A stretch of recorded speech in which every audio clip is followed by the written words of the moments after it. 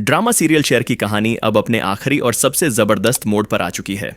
अभी तक हमने देखा कि शेर अपनी जिंदगी में हर उस दुश्मन को तोड़ रहा है जिसने उसकी इज्जत, उसका प्यार और उसकी फैमिली के खिलाफ साजिश की। लेकिन अगले एपिसोड्स में जो कुछ होने जा रहा है वो न सिर्फ दिल को झंझोर देगा बल्कि कहानी का पूरा रुख बदल देगा। सबसे पहले बात करते हैं महरौश की। महरौश अब वो सच बताने वाली है जिसके बाद शेर की सोच बदल जाती है। एक सीन में महरौश रोती हुई शेर से कहती है, शेर, तुम्हें पता है तुम्हारी जिंदगी के सारे दुखों का जिम्मेदार कौन है? वो कोई और नहीं, फहाद और आहद हैं। ये दोनों तुम्हें तबाह करना चाहते थे। शेर उस वक्त चुप हो जाता है, लेकिन उसकी आंखों में वो आग जल उठती है जो दुश्मन को मिट्टी में मिलाकर ही बुझ सकती है। फिर शेर का प्लान शुरू होता है। उसने डिसाइड कर लिया कि पहले आहद को निशाना बनाना है। उसको एक ऐसी चाल में फंसाता है जहां से वापस आना मुमकिन नहीं।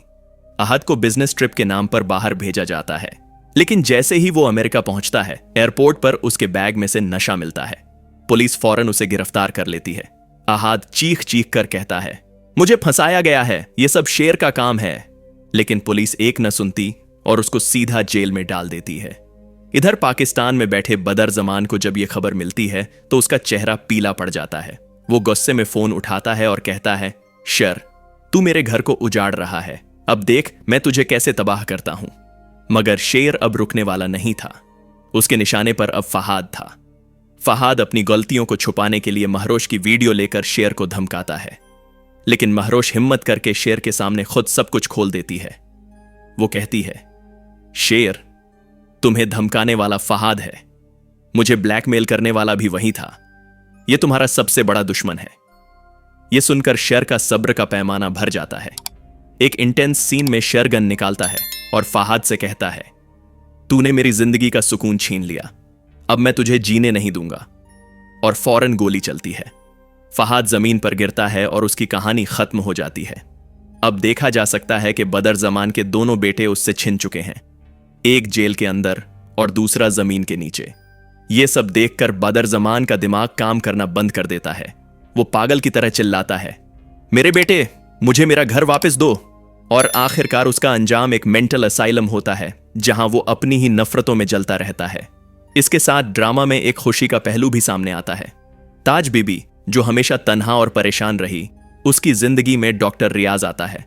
डॉक्टर उसको प्रपोज करता है और कहता है, ताज बीबी, मैं आपकी इज्जत करता हूं, मैं चाहता हूं कि आप मेरी जिंदगी का हिस्सा बन जाए। ताज बीबी रोती हुई हां कर देती है और यह शादी ड्रामा में एक सुकून का पहलू ले आती है। दूसरी तरफ शेर फिर से चौधरी शुजात के सामने खड़ा होता है। वो कहता है, अगर मेरी मौत से तुम्हें तुम्हारी बेटी वापस मिलती है तो मैं अपनी जान देने को तैयार हूं। लेकिन शुजात का दिल अभी भी पत्थर बना होता है। वो कहता है, मुझे तुम्हारी मौत नहीं चाहिए शेर, मुझे सिर्फ अपनी बेटी की बेवफाई का गम है। शेर फिर फाजर के पास जाता है और उसे सब कुछ समझाता है। फजर कहती है, जब तक बाबा मुझे माफ नहीं कर देते मैं तुमसे निकाह नहीं करूंगी।